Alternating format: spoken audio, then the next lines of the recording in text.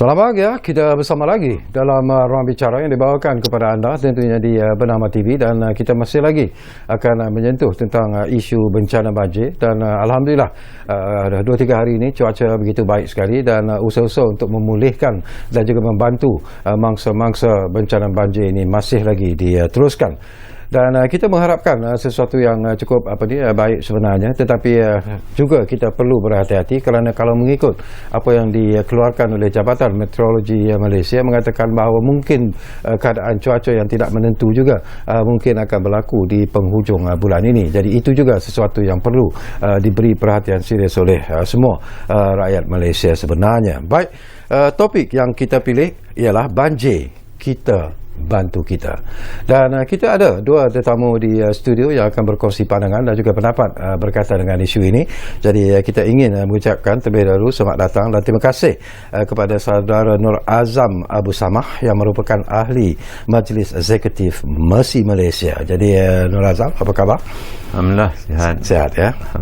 Dan kita juga ada seorang lagi tetamu, iaitu yang berbahagia Dr. Shahrin Nasir yang merupakan pensyarah kanan pengangkutan dan logistik di Fakulti Pengurusan dan Perniagaan UiTM kampus Puncak Alam.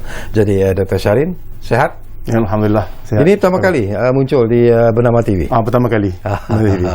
Terima kasih banyak-banyak. Dan kita juga sedang berusaha sebenarnya, insyaAllah akan menghubungi seorang lagi tetamu melalui kemudahan Skype, iaitu saudara Khairul Azwat Zainal Abidin, dan beliau merupakan mangsa banjir di Kampung Melayu Subang. Jadi saya kira mungkin ada sesuatu yang menarik dan juga penting sebenarnya untuk kita kongsikan bersama dengan Khairul Azwat nanti. Tetapi buat permulaan barangkali lah, kita mulakan dengan pandangan Dr. Shahrin sendirilah. Dari pengalaman Dr. Shahrin sendiri, jangkaan, apakah anda menjangkakan bahawa kita akan dilanda dengan bencana banjir yang dianggap begitu terburuk sekali setakat ini, Doktor? Terima kasih, Syekawi. Saya rasa banjir pada yang berlaku hari Sabtu yang lepas dan sehingga sekarang, satu yang mungkin tidak dijangkakan, dan kawasan-kawasan yang berlaku banjir itu pun merupakan kawasan-kawasan yang sebelum ini tidak berlaku langsung. Betul. Dan kita perlu melihat, kerana banjir ini merupakan satu natural disaster yang common di Malaysia. Memang salah satu yang kita perlu hadapi setiap tahun. Tetapi tahun ini dia berlaku di tempat-tempat yang tidak dijangka.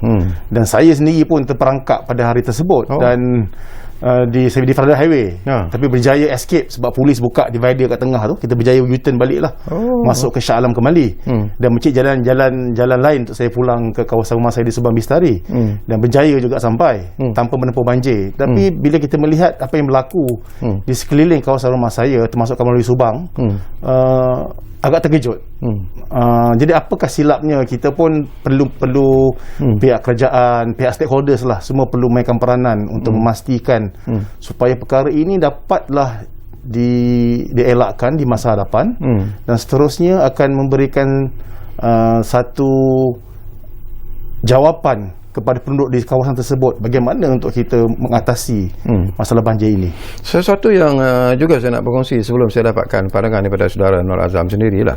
Barangkali Dr. Shahrin, ialah melihat daripada apa yang berlaku, memang sesuatu yang tidak kita jangkakan, tetapi apakah sebagai penduduk yang turut sama berada di kawasan yang menerima tempias daripada bencana banjir itu sendiri, apakah tuan melihat bahawa usaha-usaha untuk membantu mangsa-mangsa banjir, usaha-usaha untuk meringankan beban yang ditanggung oleh mangsa-mangsa banjir setakat ini, bukan saja di kawasan di negeri Selangor, tetapi mungkin di Kelantan, di Pahang dan sebagainya, berjalan ataupun bergerak pada landasan yang sewajarnya, ataupun masih lagi ada kelompongan-kelompongan yang perlu dilihat secara serius oleh semua pihak?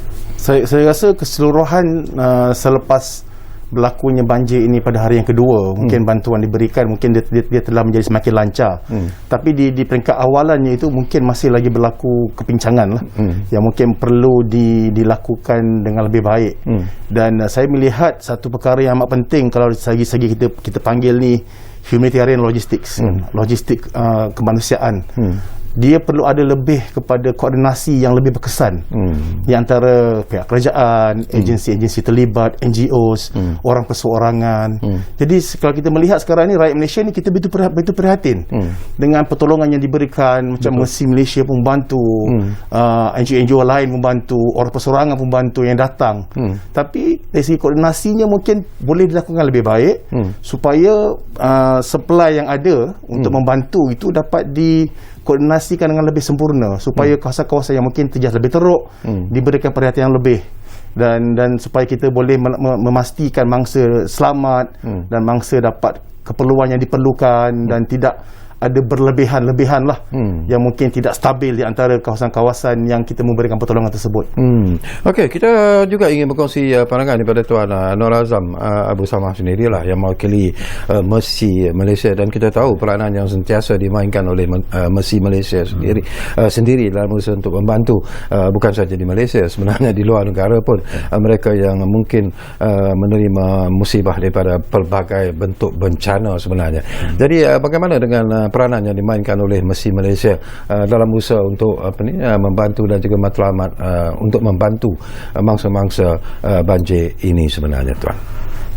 Apa yang Mercy Malaysia sedang lakukan buat masa sekarang ni, yang kita nampak di fasa kecemasan, sudah tentu kita memerlukan satu yang pertama, ketangkasan dari segi refleksi pada bencana yang sedang berlaku, yang sudah pun berlaku, dan kita juga harus akur di mana setiap bencana ini dia tidak datang dengan satu formula atau rumusan yang sama. Apa yang berlaku di Kuala Kerai maupun di Batu Pahat, di tempat-tempat lain yang sebelum ni memang turut dilanda banjir. So mungkin kali ini kita melalui satu fasa yang sangat berbeza, di mana dia berlaku di bandar di Kuala Lumpur sendiri, yang kita tahu populasi di bandar ni lebih ramai daripada apa yang berlaku di tempat-tempat di negeri sebelum ni. So di sini untuk melakukan satu tindakan yang baik, sudah seharusnya setiap badan memerlukan mekanisme yang tersusun, yang sudah pun tersedia terlebih awal. Kerana kita tahu dalam hal berkaitan dengan koordinasi, dia tidak melibatkan satu pihak. Dia harus melibatkan pelbagai pihak yang sudah daripada awal bekerjasama untuk melihat bagaimana proses pengurusan risiko bencana ini boleh dilakukan secara sistematik. Kerana apabila kita melihat fasa tindakan ini, mungkin di peringkat awal agak tersekat-sekat, tapi tidak ada perkara yang terlambat bagi saya. Semua perkara ini boleh disusun semula. Kerana kita nak melihat sesuatu perkara yang berjalan lancar, pasti ada perkara yang sepatutnya daripada awal pun dah disediakan. Tapi sekiranya kita semua tidak menjangka, dan akhirnya sistem masyarakat itu sendiri, kalau kita nak bergantung kepada pemimpin masyarakat pada waktu itu saja untuk menjalankan tugas, saya tak nampak adakah mereka sudah pun dilatih sebagai pemimpin yang boleh memimpin semasa bencana. Di sini saya rasa kelumpuhan yang daripada awal kita pun tak ready. So apabila bantuan masuk, contohnya lah, data tak ada. So bila data tak ada, yang nak memberikan pun tak boleh disalahkan. So mereka yang datang dengan konvoi, dengan kenderaan pacuan 4 roda, datang akan menurunkan barang-barang yang mereka rasa diperlukan. Tetapi tidak ada benda yang boleh kita sebut 100% match. Yang dikatakan sampai banyak makanan sampai sekarang ni membazir. Betul. Kerana semua nak bagi makanan. Di Kuala Lumpur ni pula berbeza lagi. Kerana yang menolong ni bukan sekadar keluarga, kerana dekat, sahabat andai, majikan di tempat staf bekerja akan turun juga beramai-ramai. Lepas tu NGO, kumpulan politik, daripada kerajaan, semua berusaha nak menolong. So tapi di sini sekiranya data ni masih belum jelas, Maknanya tidak ada data yang rasmi yang boleh diguna pakai. Maka di sinilah akan berlaku lagi satu perkara yang kita tidak ingini apabila dia tidak dibuat secara berkesan dan akan ada perkara-perkara yang redundant. Maknanya kalau beras dapat satu, mungkin dia dah boleh dapat sampai 10. Kerana orang yang bawa tak tahu. Dia fikirkan beras tu awak tu dah terima ke belum? Dah terima ke belum? Dia yang bawa apa yang ada di atas di dalam kenderaan. Betul. So di sini maknanya masih belum, kalau kita tengok masih awal lagi yang untuk betul-betul kita buat secara efektif kerana data ni masih belum keluar. Okey, nanti kita akan sembang lagi berkaitan dengan isu ini. Ini juga merupakan isu yang bagi saya cukup penting sebenarnya. Dan kita cuba hubungi sekarang ini, saya difahamkan tetamu kita yang akan kita hubungi melalui kemudahan Skype sudah pun bersiap sedia, iaitu saudara Khairul Azwad Zainal Abidin yang merupakan mangsa banjir di Kampung Melayu Subang. Assalamualaikum Khairul. Halo, Assalamualaikum Khairul. Ya. Waalaikumsalam warahmatullahi. Khairul dapat dengar suara saya dengan jelas ya, Khairul? Ya, boleh. Okey, baik. Kami nak berkongsi sebenarnya lah. Saya tahu Khairul juga antara mangsa banjir di Kampung Melayu Subang. Mungkin boleh tak Khairul Khairul ceritakan ataupun Khairul ceritakanlah tentang detik-detik di mana ketika banjir itu berlaku, apa sebenarnya yang bermain di hati dan juga perasaan Khairul lah sebenarnya ketika itu sebenarnya Khairul. Kalau saya nak bagi tahu apa yang dah jadi dalam kampung ni, kurang daripada 15 minit. Air terus naik lebih daripada paras dada saya. Kira dah boleh sampai bumbung. Kurang daripada 15 minit. Terlalu cepat. Dan ketika itu Khairul berada di mana? Di rumah bersama dengan family ataupun Khairul berada di luar? Saya dekat rumah. Waktu tu kita baru nak rehat. Saya baru nak berehat sebab saya kerja. Balik tu baru nak rehat. Kebetulan ada satu sahabat yang duduk dekat dengan saya. Maklumkan banjir. Memang tak boleh nak selamat, tak boleh nak buat apa dah. Air deras dan cukup laju dengan cepat dia naik. Jadi apa tindakan yang Khairul lakukan apabila peristiwa itu berlaku dengan begitu pantas sekali? Okey, apa yang kita buat? Macam kita dekat kampung ni, dekat Kampung Melayu Subang, kita ada satu tim anak-anak muda kampung. Kita panggil Legacy Anak-anak Muda Kampung Melayu Subang. Okey. Jadi diorang memang dah maklum jika kalau terjadi bencana ataupun apa-apa yang berlaku dalam kampung, kita akan berkumpul dekat persimpangan rumah saya.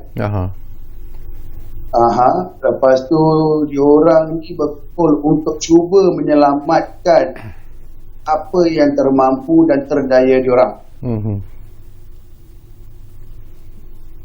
Jadi waktu tu memang tak boleh kalau kata nak bagi macam mana nak gambarkan keadaan air yang laju. Cuma kita ada lebih kurang 9 orang.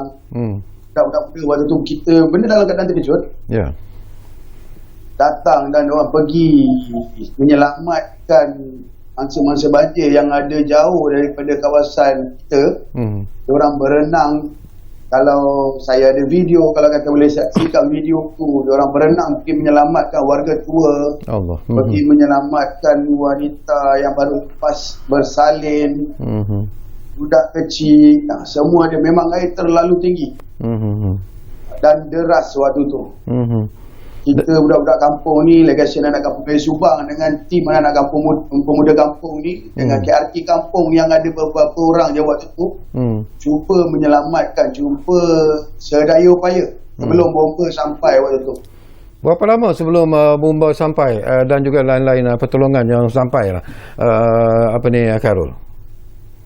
How long you have to struggle? Kalau nak katakan berapa lama, lebih kurang tak adalah lama sangat, tetapi pihak bomba tak boleh bergerak dan tak boleh masuk ke dalam kampung pasal jalan kampung ni dah terputus. Di antara Subang Airport dah masuk air. Lepas tu kalau nak masuk daripada Jelutong pun dah tenggelam air. Tapi saya berterima kasih juga kepada pihak bomba.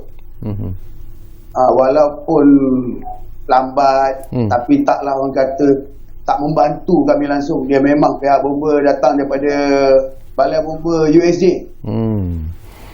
Waktu tu dia datang pada USJ cuba sedaya upaya dia orang untuk menyelamatkan. Yang best sekali bot tu datang daripada pihak pemuda kampung. Bot penyelamat tu dulu awalnya. Dan ada tak penduduk kampung yang terpaksa ataupun dibawa berpindah ke PPS? Berapa ramai agaknya? Okey. Dia waktu kejadian diorang semua berkumpul bila dah diselamatkan oleh pemuda-pemuda kampung, budak-budak kampung ni yang pandai berenang, terutama yang pandai berenang ni, diorang dikumpulkan dan dibawa ke rumah saya.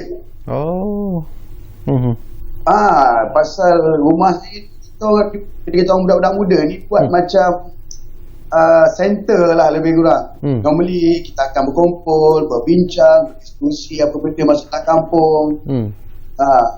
Sebab waktu tu nak ke Dewan memang jalan waktu tu memang dah tak boleh dah. Memang air kat Dewan saya rasa kalau nak menghala ke Dewan lebih kurang dekat 10 kaki ke 12 kaki tinggi. Memang deras. Waktu tu air memang terlalu deras. Kemusnahan yang dialami termasuklah untuk saudara Khairul sendirilah.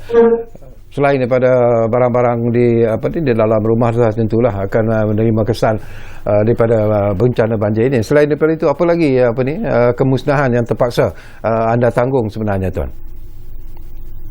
Kemusnahan saya, kita punya tempat perniagaan pemuda kampung yang diberi oleh pihak KRT.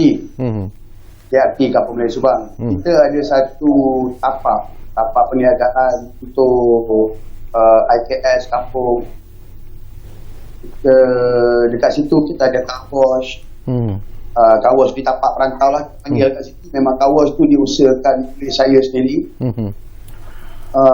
Dengan anak-anak muda Melayu kampung. Tapak niaga tu pun IKS pemuda kampung. Tapi semuanya dah tak ada lah. Semuanya habis.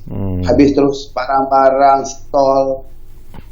Kira kita pun tengah menunggu pihak-pihak luar. Kalau ada yang ingin membantu, yang ada boleh bagi sumbangan untuk kita hidupkan balik, untuk kita naikkan balik, atau kita nak perbaiki balik tempat. Sebab 100% lah memang habis. Okey, Encik Khairul, jangan ke mana-mana, kita akan hubungi anda sebentar saja lagi. Saya juga nak dapat pandangan daripada dua tetamu saya yang berada di studio kita kali ini. Kalau kita dengar daripada apa yang disebut oleh Encik Khairul tadi, barangkali ialah Dr. Syarin, kita bercakap tentang apa yang disebut sebagai emergency plan. Jadi sejauh mana berkesannya emergency plan ini, mungkin dari aspek bantuan, dari aspek apakah kita bergerak pada masa yang tepat sebenarnya untuk membantu mangsa-mangsa banjir ini sebenarnya, Tuan? Ya, kalau emergency plan atau kita boleh panggil disaster response plan lah. Kita nak melihat kepada bagaimana sekiranya berlakunya disaster ni, macam mana kita nak respons terhadap perkara. Saya rasa di Malaysia benda ni ada. Saya tak nafikan tidak ada. Benda tu akan ada. Tetapi sebagaimana Cik Azam mention tadi, bila berlaku macam banjir ni, dia local people yang pertama akan react. So adakah local people tu telah dilatih untuk menghadapi situasi begini? Kalau saya lihat, saya pada pembacaan saya di Jepun, bila mereka develop diorang punya disaster plan ni, dia train sampai ke local community untuk menghadapi. Sebab di Jepun pun macam disaster, the earthquake dia ada kan, gempa bumi, dan dia punya banjir, dan macam-macam lagi disaster yang diorang hadapi. So the local community has been trained macam mana bila berlakunya sesuatu disaster macam ni, macam mana tu react. Jadi saya rasa mungkin dah sampai masa lah untuk kita sekarang ni. Saya rasa emergency plan yang ada ni perlu dibawa cascade down kepada local community, dan kita perlu melihat macam mana local community ni sendiri pun mungkin kena lihat bagaimana nak buat, kita panggil diorang punya own self risk assessment di kawasan mereka sendiri. Kan macam kita sebut tadi, kita tak jangka banjir ni berlaku, tapi kita perlu melihat adakah sekiranya berlaku sesuatu macam ni, adakah dia boleh berlaku di tempat kita. So kalau kita boleh risk assessment begitu, dia akan memberikan satu emergency plan yang lebih baik lagi. Saya rasa penggunaan teknologi sekarang ni pun boleh membantu juga untuk kita have a good emergency plan. Saya ada petang tadi saya berbual dengan mereka yang tinggal di Tidak Air Jaya, yang pernah menghadapi banjir dulu 10 tahun lepas, begitu teruk sekali 10-15 tahun lepas. Teruk sungguh. Jadi setiap kali berlaku hujan lebat, komuniti di kawasan itu sendiri, dia monitor sendiri tebing kawasan di rumah dia itu. So dia akan tengok bagaimana, adakah apa akan berlaku, dah sampai mana tahapnya, supaya immediately kalau berlaku dikatakan limpahan air daripada tebing kawasan rumah tersebut, mereka boleh alert satu kampung untuk satu taman untuk bersedia menghadapi. Mereka boleh buat begitu sebab dia kadang-kadang benda ni pengalaman kan. Macam saya personally, saya tidak pernah menghadapi banjir yang begitu di kawasan saya sendiri. Saya mungkin lihat di kawasan sekeliling saja. Tapi bila kita melihat kepada keadaan begitu, saya rasa whatever plan the government ada, daripada agensi yang ada, berkemungkinan boleh di cascade down kepada local community, supaya they will know how to react. Sebab kadang-kadang bila berlaku disaster ni, yang paling penting dia panik. Kan, kalau kata Cik Syarul tadi 15 minit saja, kan, saya pun duduk berdekatan dengan Kepulauan Subang. Masa saya berlaku banjir tu, saya ada rakan dengan saya duduk di kampung tersebut. Dia kata rumah dia pun naik dalam 15 minit. Dan kawan-kawan semua jiran-jiran menumpang di rumah dia sebab rumah dia tinggi sedikit. Jadi dia pun itu satu yang dia boleh berfikir apa dia boleh buat. Kalau kita panik, saya rasa kita pun tak tahu apa kita nak buat. Tapi sekiranya emergency plan ini dapat kita lakukan dengan lebih sempurna, dengan memberitahu bagaimana cara untuk respons, sementara menunggu bantuan yang hadir, saya rasa itu boleh membantu sedikit. Dan juga dengan penggunaan teknologi sekarang ini, mungkin boleh alert kita lebih cepat lagi. Saya rasa macam MySejahtera, kenapa dengan COVID-19, dengan ada MySejahtera, kita dah boleh monitor penularan COVID-19. Dan banjir ni yang berlaku setiap tahun. Saya rasa kalau ada satu sistem yang boleh alert kawasan-kawasan tertentu, the emergency plan tu boleh cascade down dengan lebih baik lagi, dan boleh berjalan dengan lebih lancar selepas ini. Okey, sesuatu yang penting jugalah Tuan Nur Azam, ya. Kita tahu bahawa tadi pun kita sembang-sembang sebenarnya tentang rakyat Malaysia ini memang dikatakan pemurah. Rakyat Malaysia ini sentiasa ingin membantu rakan-rakan yang ditimpa bencana, tak kiralah bencana banjir ataupun bencana-bencana lain sebenarnya. Tetapi saya tertarik hati bila Tuan Nur Azam sendiri membangkitkan tentang data yang tidak resmi yang menyukarkan NGO termasuklah Mercy Malaysia sendiri untuk memberi bantuan dan sebagainya. Dan dikatakan juga bahawa kerana tidak ada satu koordinasi yang kuat dan kukuh, kadang-kadang macam Tuan sebut tadilah, bantuan yang diberikan itu sebenarnya tidak memenuhi kehendak dan sasaran yang diinginkan. Bagaimana Mercy sendiri menyelaraskan setiap bantuan yang akan diberikan itu supaya ianya betul-betul tepat kepada sasaran yang diinginkan? Okey, dalam kita melakukan refleksi pada suatu bencana, dalam hal ni banjir, kita harus memahami yang pertama sekali adalah apakah bentuk tempat yang sedang dilanda banjir itu. Kalau kata kita faham banjir ni dia berlaku di lembangan ataupun di sungai, di kawasan yang rendah. Ada juga banjir berlaku di bandar. Ada juga banjir yang berlaku akibatkan air pasang daripada laut, di mana beberapa bandar yang di tepi sungai dah sebenarnya lebih rendah daripada laut. So memahami konteks ni juga satu perkara yang sangat penting, kerana di konteks itulah sebenarnya terdapat pihak berkuasa yang sebenarnya menyelaras tempat itu. Apabila kita memahami masyarakat, Mercy sendiri sebagai NGO harus bekerjasama erat dengan pihak berkuasa, di mana sisi kerajaan yang terlibat secara langsung, terutama daripada pejabat daerah, termasuklah kepada seluruh jawatan kuasa bencana daerah, EPM, untuk mengetahui apakah yang bakal diterima oleh masyarakat setempat. Maknanya kalau bencana ni berlaku, koordinasi yang boleh dibuat yang pertama dengan masyarakat, yang kedua dengan pihak berkuasa. Dan masyarakat sendiri mempunyai pemimpin masyarakat yang dilantik melalui ketua KRT atau ketua MPKK, ketua kampung, mulu dan sebagainya. Data yang saya sebutkan tadi sepatutnya berada di ketua kampung. Dan ketua kampung sebenarnya memang dah ada pun data kampung mereka.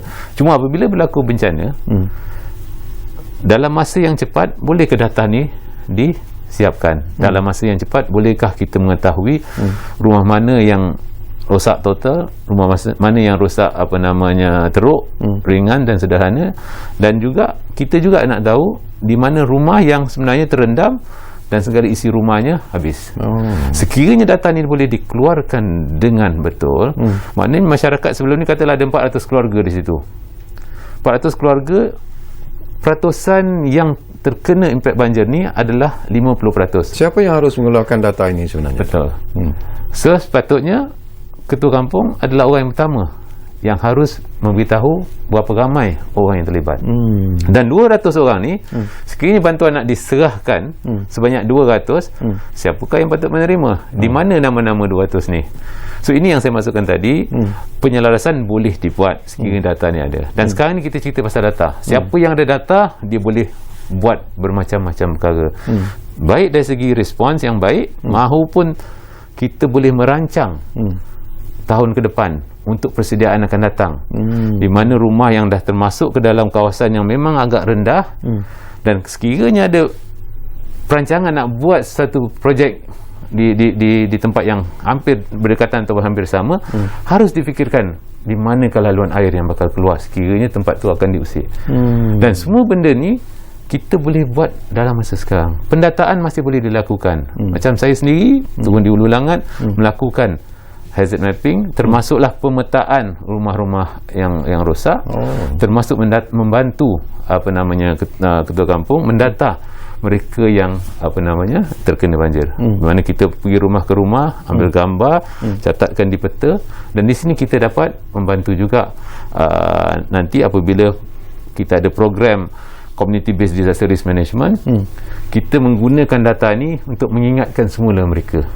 Dan di sinilah perancangan-perancangan yang boleh kita buat untuk masa depan, bagaimana kita boleh memperkasakan lagi komuniti dan juga ketua-ketua masyarakat. Sebaik saja bencana, patut data ni dah ada. Dan benda ni bukan pertama kali kita berlaku banjir. Di Kuala Kerai pun dah pernah berlaku. Dan kita akur setiap kali berlaku je bencana sebesar ni, data ni akan kita cuba pohonkan dulu. Sebab kami sendiri tak boleh melakukan sebagaimana yang persendirian yang datang dengan konvoi beramai-ramai, bawa saja barang apa yang ada. Bagi kami mesti tak buat program seperti itu. Kami bertanyakan dulu apakah yang diperlukan, dapatkan senarai nama, hantar barang yang diperlukan, bagi bantuan. Itu antara benda yang sebenarnya kita kena tengoklah. Sebab keperluan asas ni dia banyak, daripada makanan, barang bukan makanan, selimut, bantal, toto, ubat-ubatan. Nak menghantar tim perubatan pun kena tanya dulu ketua kampung dah masuk ke tidak medical team sebelum ni. No point kita buat kerana ada tim semalam dah masuk, pagi tadi pun ada tim lain masuk, kita pun masuk lagi kerana nak ada sukarelawan dan ada ubat. Benda ni kita kena selaraskan dengan PKD, kena selaraskan dengan klinik desa, dan semua benda ni harus ada koordinasi yang baik. Betul. Setuju.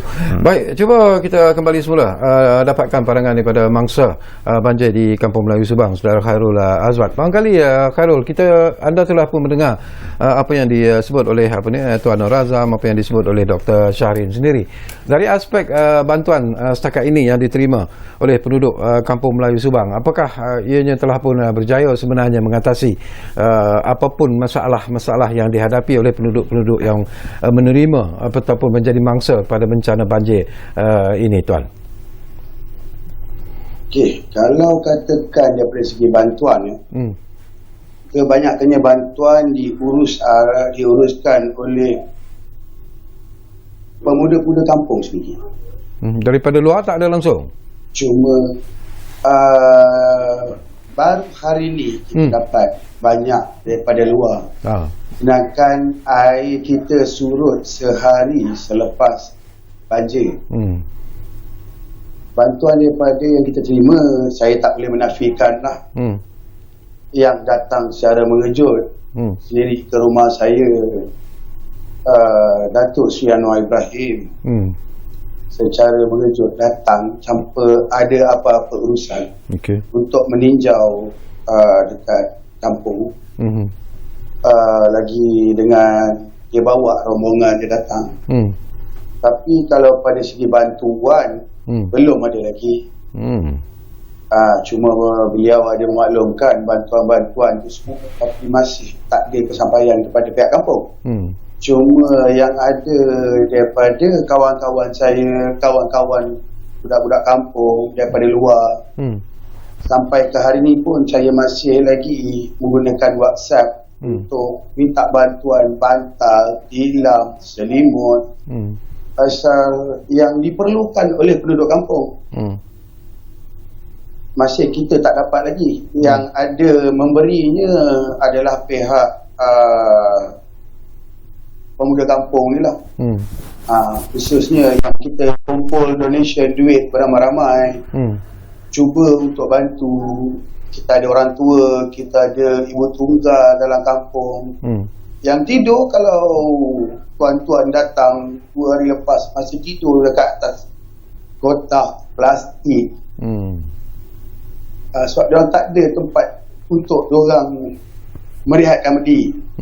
Yang ada bantuan daripada luar kebanyakannya hantar makanan. Macam tadi saya dengar daripada pihak Mercy, dia bagi tahu ada barang-barang yang masuk daripada orang luar tanpa tanya pihak dalam kampung apa yang diperlukan.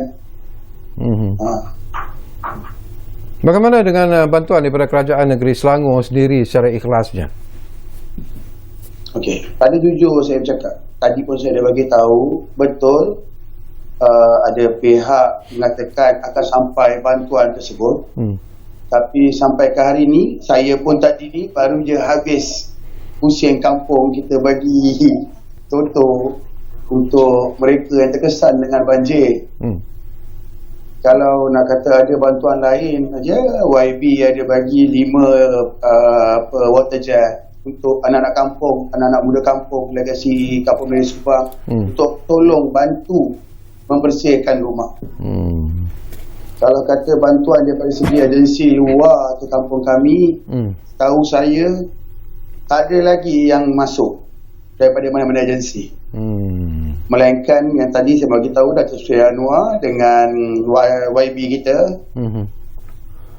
Datuk Sri Anwar datang melawat, YB kita datang bagi makanan sikit pada penduduk kampung. YB Haji Satiri. Lepas tu dia ada bagi kita water jet untuk bersihkan rumah kampung. Selain daripada tu, macam kami pemuda kampung, macam saya yang mengusahakan perniagaan IKS anak-anak kampung, macam saya yang buat kehidupan dalam kampung ni, masih lagi kita tak dapat apa-apa bantuan. Okey.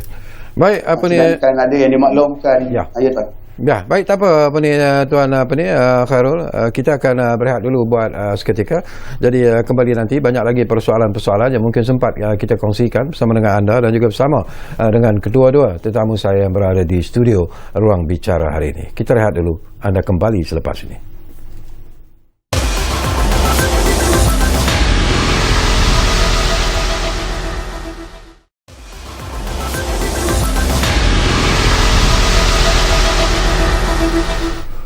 Baiklah, kita kembali semula ke Ruang Bicara ini. Masih lagi bercakap tentang banjir, kita bantu kita, dan kita masih lagi bersama dengan dua tetamu di studio, Dr. Syarin Nasir dan juga Nur Azam Busamah. Dan kita juga tentunya akan hubungi semula nanti tetamu melalui kemudahan Skype, iaitu Khairul Azwad Zainal Abidin. Baik, sesuatu yang penting juga barangkali Dr. Syarin, ketika negara ataupun ketika bencana banjir ini berlaku pada hari Sabtu yang lalu, tiba-tiba timbul pelbagai masalah kekecohan yang luar biasa sebenarnya. Masing-masing mungkin terkejut dengan apa yang berlaku, dan antara perkara yang dibangkitkan tentang kesusahan untuk pengangkutan masuk ke kawasan, logistik yang tidak menentu dan sebagainya, itu antara perkara-perkara yang menjadi isu sebenarnya yang dimainkan begitu meluas sekali. Ada yang merasakan tidak berpuas hati dan sebagainya. Bot yang seharusnya digunakan untuk menyelamatkan bangsa juga tidak tiba.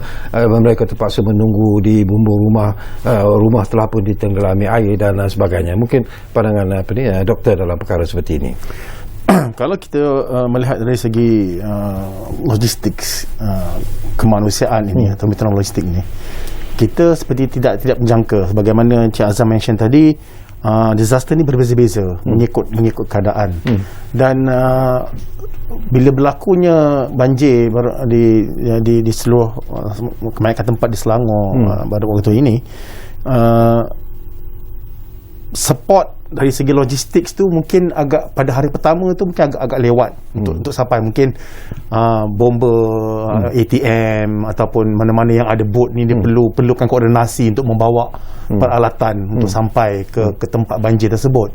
Dan pada pandangan saya mungkin pada waktu awal itu tidak ada maklumat yang komprehensif di kawasan mana yang betul terjejas teruk. Walaupun kita tahu kawasan sini banjir, kawasan itu banjir, jadi kita mungkin tidak dapat maklumat, tidak sampai dengan begitu sempurna untuk orang kata satu perancangan logistik dan pengangkutan perlu dilaksanakan dengan lebih sempurna.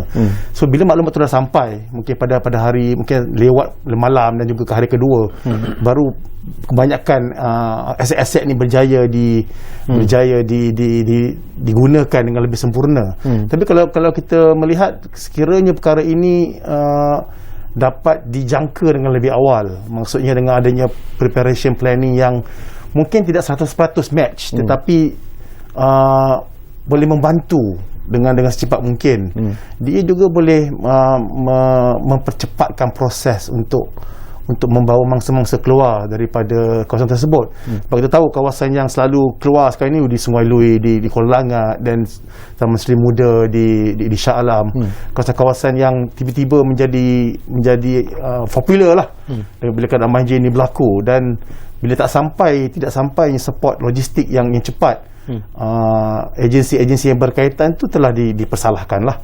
Macam saya pun tak boleh nak komen sebab saya tak tahu bagaimana perancangan mereka, macam mana mereka laksanakan.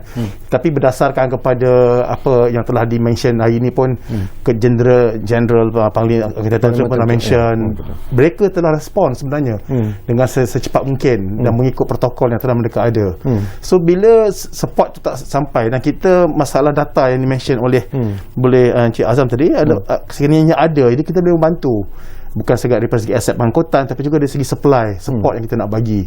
Sekarang ini pun telah berlaku di mana tempat-tempat ada oversupply of barangan. Kita sekarang dah dapat banyak WhatsApp lah, kawasan ni ada banyak Pampers, boleh hantar ke kawasan lain. Jadi penghantaran support macam Cik Khairul mention tadi mungkin tidak sekata. Kapal Melayu Subang mungkin tak dapat apa lagi pun. Tumpuan banyak kepada mungkin kata di Hulu Langat dan juga di Taman Seri Muda. Kawasan Kelang pun kita tahu begitu terjejas teruk. Betul. Banyak juga berlaku. Jadi bila kita dapat melihat kepada keseluruhan support di kawasan Lembah Kelang, Selangor ni dan Kuala Lumpur yang kita melihat, sekiranya logistik plan telah ada daripada awal, ada dan boleh dieksekutkan dengan lebih sempurna dengan data-data yang ada, saya rasa proses untuk melakukan menyelamatkan mangsa akan lebih baik lagi. Sebab kita pun tahu ada yang tak nak berpindah, ada yang nak berpindah. Jadi kita pun tak tahu karakteristik of mangsa yang nak pindah, yang tak nak pindah tak tahu. Tapi support kena ada. Jadi perkara macam ini perlu dilaksanakan dengan preparation yang perlu dibuat lebih awal. Maksud kita kena faham tentang risk management, apa yang kita perlu buat, dan daripada risk tersebut kita boleh plan dengan lebih baik macam mana cara untuk melaksanakan. Sebab kita tak tahu bot sampai daripada mana. Nak bawa mungkin ATM punya bot bukan tidak ada di Lembah Kelang contohnya lah, saya tak pasti. Kan akan dibawa polis punya bot, PDRM apa punya bot, bomber punya bot.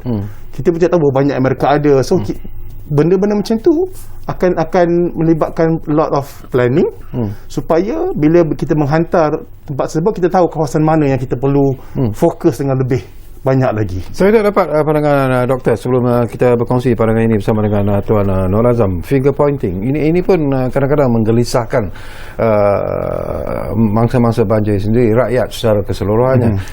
Masing-masing menuding jari mengatakan bahawa kuasa ini adalah kuasa saya, kuasa ini adalah kuasa anda dan sebagainya. Dan ramai yang rasa confused sebenarnya, terutamanya apabila isu ini dimainkan yang begitu meluas sekali, dan yang menjadi mangsa ialah mangsa-mangsa banjir yang masih lagi mengharapkan bantuan daripada kerajaan secara keseluruhannya.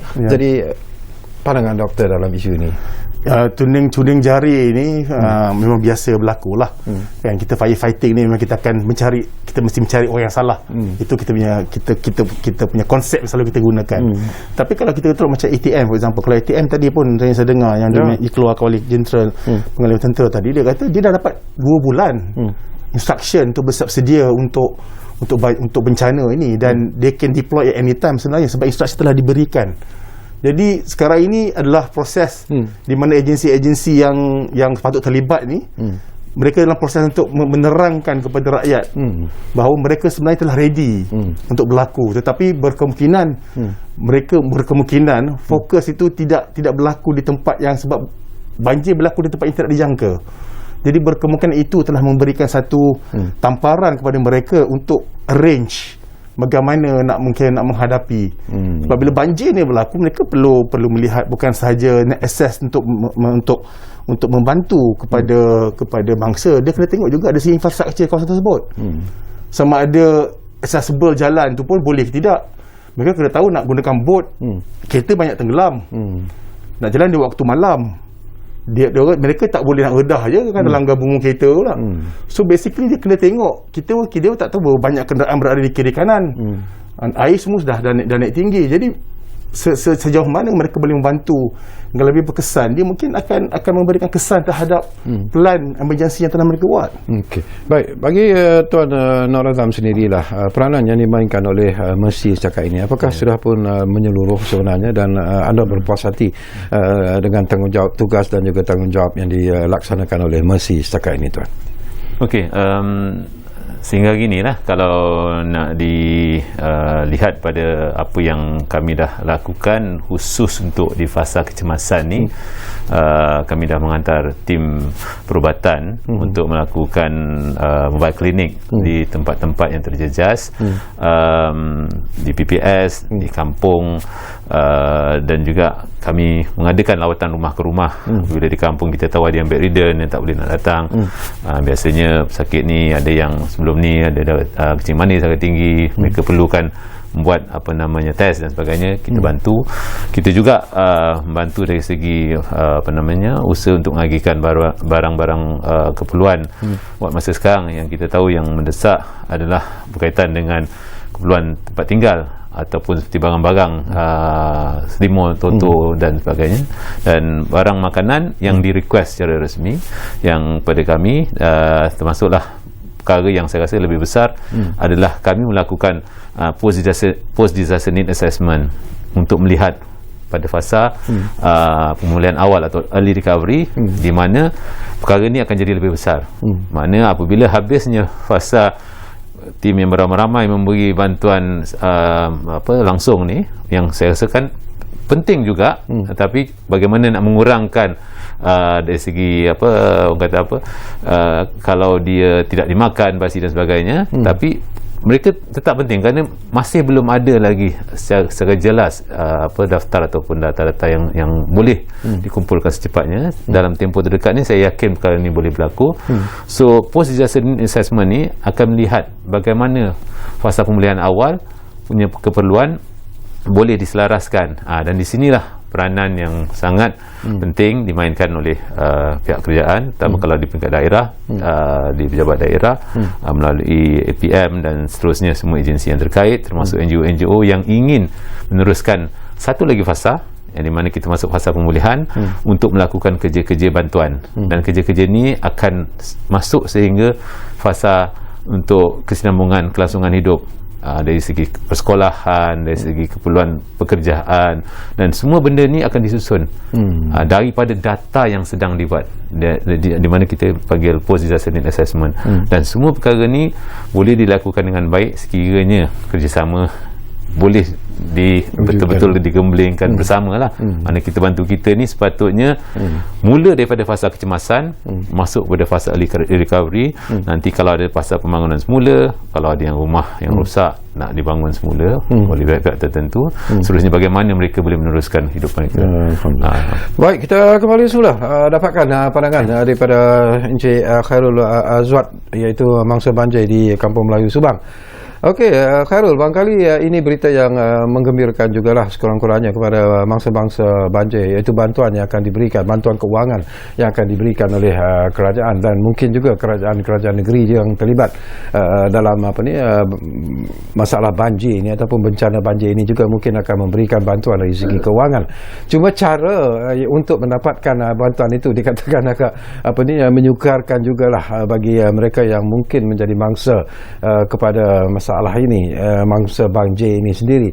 Jadi mungkin selaku mangsa banjir di Kampung Melayu Subang, apakah Khairul merasa optimis bahawa dengan bantuan yang akan diberikan nanti oleh kerajaan dan juga kerajaan persekutuan dan juga kerajaan negeri mungkin akan dapat meringankan sedikit beban yang ditanggung oleh mangsa-mangsa banjir setakat ini, tuan? Okey, bagi saya kalau katakan bantuan, dari segi bantuan keuangan, betul, memang akan membantu kepada semua mangsa-mangsa yang terlibat. Tetapi cara dan juga proses keberkesanan proses tu macam mana? Kita dimaklumkan pihak kerajaan last time bagi tahu siapa yang terlibat, pergi ke balai, buat report, maklumkan apa kehilangan. Boleh tak kalau kita minta ataupun kerajaan negeri ataupun pihak berkuasa tempatan cuba fikirkan satu solusi. Contohnya macam kami lah dekat sini yang banjir, dia suruh pergi ke balai. Bila kita dapat tahu banjir itu dah menyebabkan kereta, kenderaan untuk bergerak susah. Jadi macam mana kita nak pergi ke balai? Bagi mereka yang terlibat, bagi mereka yang dah terjejas dengan banjir. Jadi apa kata kalau cuba buat satu solusi, kerajaan negeri, YB, ADUN ke siapa ke, datang ke rumah mereka yang terlibat, bagi data, minta orang kata data peribadi kepada penduduk. Jadi buatkan satu agensi kecemasan untuk memudahkan proses dokumentasi. Dekat saya ada borang-borang yang untuk kita bagi kepada mangsa banjir. Cuba kita bayangkan, mangsa banjir ni dah dekat rumah, tengah mengemas rumah, tengah sedih, memikirkan keadaan rumah, macam mana nak melangsungkan kehidupan. Kita bagi dia dokumen, suruh dia isi, kita suruh dia hantar ke agensi-agensi berkaitan. Cik rasa, tuan rasa adakah diorang mampu untuk pergi? Dengan keadaan diorang dengan susah kemas rumah, bersihkan rumah, fikirkan macam mana masa kehadapan lagi. Saya mintalah pihak berkuasa tempatan, kalau boleh pihak ketua kampung kami ni, fikirkanlah satu solusi untuk memudahkan lagi perjalanan, macam mana nak minta bantuan untuk daripada pihak kerajaan, daripada pihak kerajaan negeri ataupun pihak kerajaan tempatan. Jadi kami mudah, bukan lagi menyusahkan kami sebagai penduduk yang dah pun susah. Macam saya boleh nampak kesusahan diorang bila kita budak-budak kampung ni pergi ke rumah diorang mencuci, pergi ke rumah diorang angkatkan tilam, buangkan barang-barang rumah. Jadi pihak berkuasa tempatan tolonglah fikirkan untuk diorang ni. Boleh ke diorang pergi ke balai untuk buat report?